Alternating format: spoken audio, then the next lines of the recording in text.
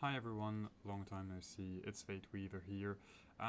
Today I thought I would do a build video for the first time, mostly because this is the first time I've got my mic back and a proper setup. So to go into it, here's the stat spread. It basically just allows me to use any bead I want. It's not really important further than that. It's not the core of the build, as you'll see.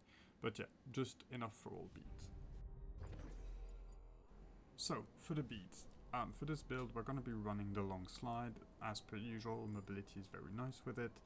The light spell charge bead, just because honestly, I love that bead. I could probably play, especially with the build in question, without it, but it just feels so good. So, feel free to replace the light spell charge bead, it just feels very good. We're running the blessed hits bead. Again, you can probably switch that one out to something like Divine Intervention, for instance, could be a good one, or anything other than you fancy. The core ones are really Acute Ailment Bead and Ailment Power Bead. As you're going to see, this is very much a dot build, where a lot of what we do is tagging enemy with damage over time, and these two beads carry the most of the damage. So they're really the core of the build. The rest is a lot more up to preference, and these are really just the core, like the three top ones are the core ones I always run pretty much, right? So feel free to change those for things you're more comfy with, if you fancy.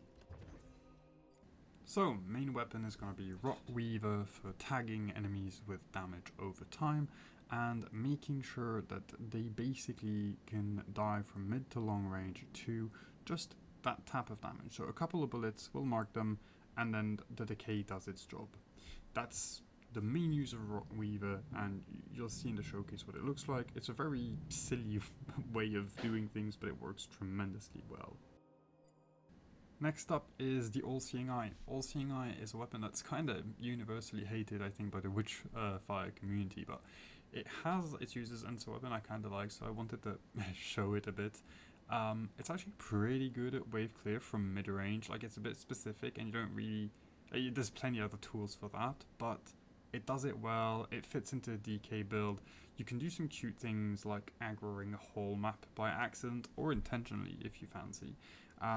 It's a really nice weapon. Just make sure you're hitting crits with it, but you can get some really, really good action with it, especially in conjunction with the relic, which is kind of the core that really rounds it out here, as you'll see. This build has 0 melee synergy, so pick whatever you fancy. I run Katara because reasons. You could run anything, probably the bell to stun Minoris if you really want to do like something specific, but I don't know, I just like Katara. It's neat. That's it. Now, the relic is really what rounds it out. Eye of the Mad Woman is basically when you drop an enemy low enough, they get hit by lightning. And so the whole game plan is tagging enemy with decay, letting them get low, Eye of the Mad Woman procs, they die. That's the concept. And Eye of the Mad Woman does a surprising amount of work here. It is by far, I think, the best relic for the build, and it's an important part of the build. Some parts of the build are more flexible, so the light spell mostly, the fetish, even the ring. I'd say the weapons, the relic, and the two beads, acute and ailment, they're non-negotiable, and yeah, it's good. So, for the fetish, I would put probably a mandrake or a monkhood. Honestly, it doesn't matter. I run that one because initially I was doing a no-hit run to showcase this, and I fucked it up at the very last second, so it's not going to be a full run you see as examples, it's just going to be extracts of it. And yeah, that trinket, or that fetish basically tells me when I'm getting hit, so that's why I run it for no hits. You know, at least it's visible when I fuck up. Put anything there. In terms of ring, it's kind of the same. I put Ring of Thorns because it's kind of cute on perfect dodges, or there's no such thing, but on dodging melee attacks, you proc Frost, and we do have some important Frost synergies in the build that you'll see in a second. So Ring of Thorns goes well. You could replace it with anything like the Meteor Ring for sliding, that kind of stuff. Dynamo Ring if you wanted the extra damage, that you're not really supposed to be in range of proccing it, but I don't know, I like Finger Thorns. It's one of our very rare self-peel tools, and we don't have many of those if you look at the build, so yeah. Okay, so quick note on Winter Nail. Important part of the build. We run it. We'll talk more about it on the Water Prophecy, but the heavy spell is important. It has to be Winter's Nail. For Twin Shade, the light spell, you can pick kind of whatever you fancy. I like Twin Shade for the fast stun and the finisher on low enemies. I don't know. It's kind of a neat spell. You could replace it with something else. You could replace it with Frost Cone, but I play Frost Cone all the time, so I wanted something else. And really, I just went Twin Shade, which is the second other spell I play most. So, again, light spell, very flexible on what you want. Heavy spell, stick to Wind and Nail, and you'll see why in a second.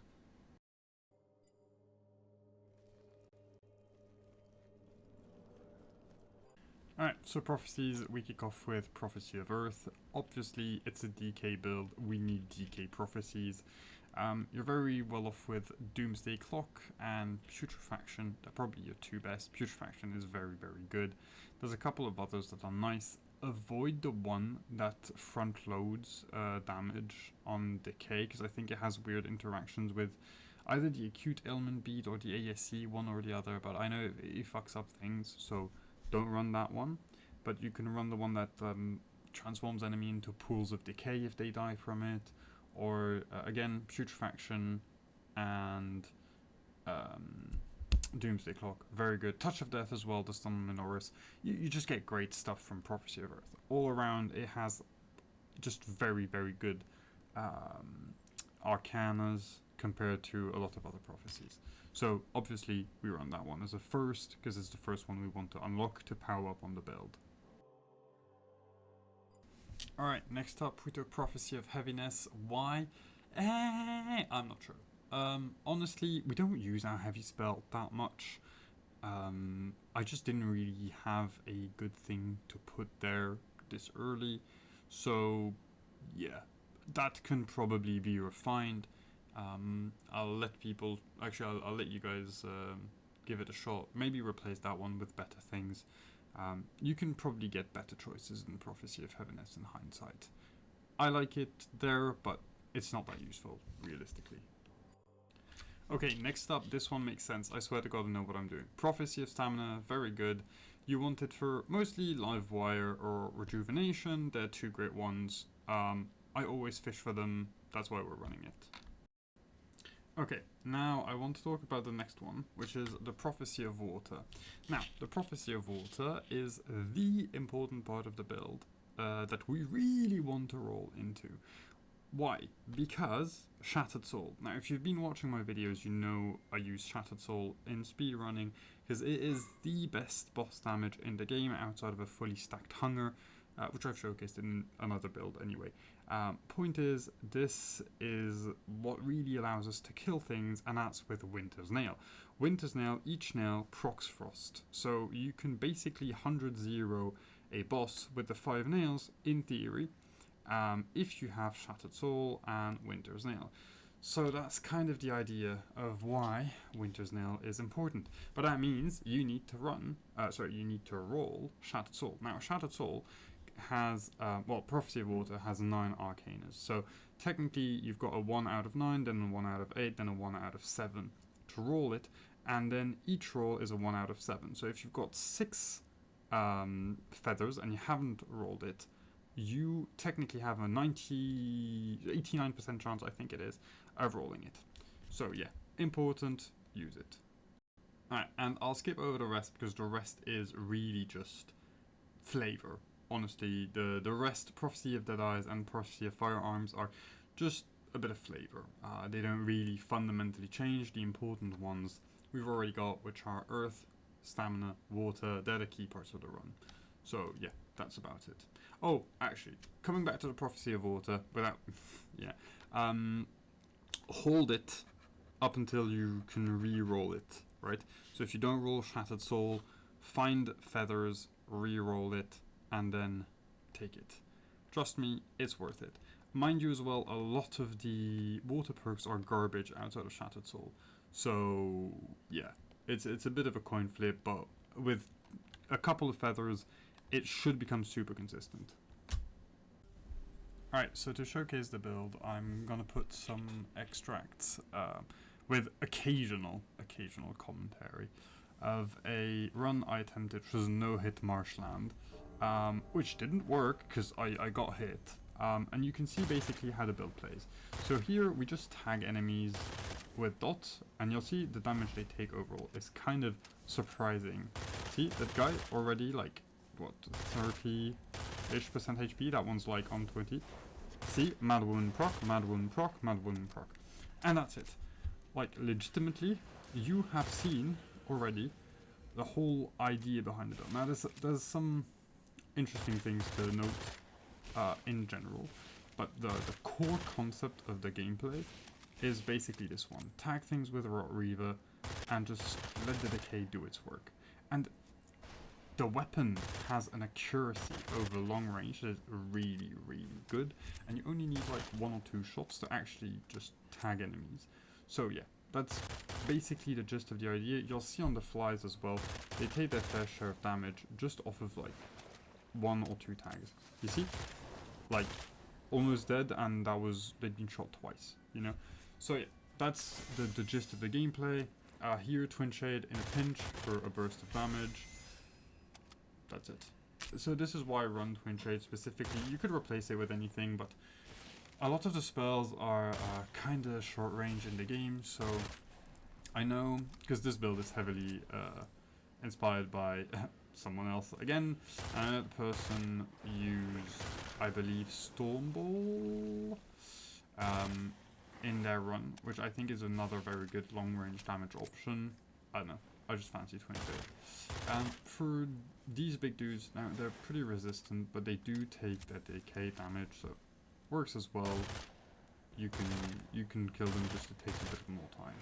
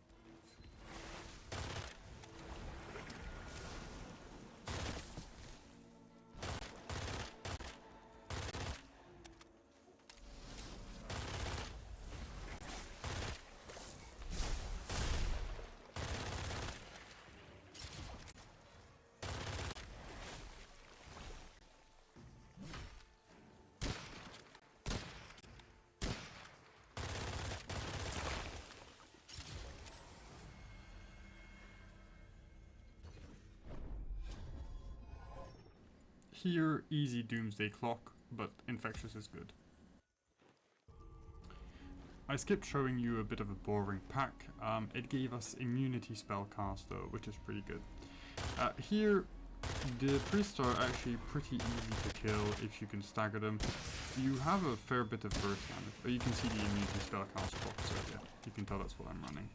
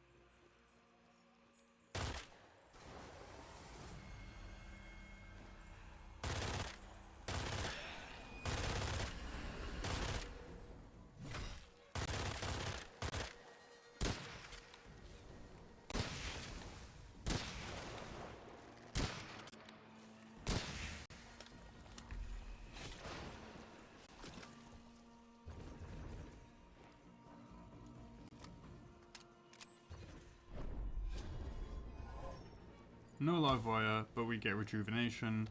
We always take that one. If we don't have live wire, it's live wire first, rejuvenation second. Here you get to see why we run all CNI. If you've got a lot of enemies all in the same direction, you can do a fair bit of work with it. The damage over time on it is not as strong as the damage over time for Rot Weaver, but it is decent. It is decent, and the base damage of it on unarmored targets is pretty good.